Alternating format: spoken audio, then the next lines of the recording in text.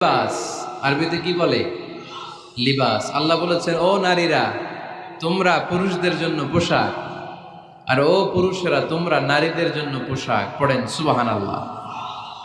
পোশাকের বেসিকলি তিনটা কাজ। কয়টা? কেউ কথা কয় না, আরো জোরে বলেন কয়টা? এখন আওয়াজ আসলো কোত্থেকে? আওয়াজ করে উত্তর দিবেন, চিল্লায় বলেন পোশাকের কাজ কয়টা? এভাবে শেষ পর্যন্ত খোঁচায় যেন সাউন্ড বের করা না লাগে, স্বপ্রণোদিত ভাবে উত্তর করবেন, ক্লাসের মতো হোক।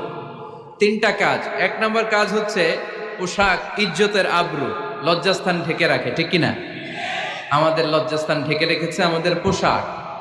ঠিক তেমনি স্বামী তার স্ত্রীর ইজ্জত হেফাজত করে, স্ত্রী তার স্বামীর ইজ্জত হেফাজত করে, স্বামী তার স্ত্রীর চরিত্র হেফাজত করে, আর স্ত্রী তার স্বামীর চরিত্র হেফাজত করে। এজন্য আল্লাহ একে অপরের উদাহরণ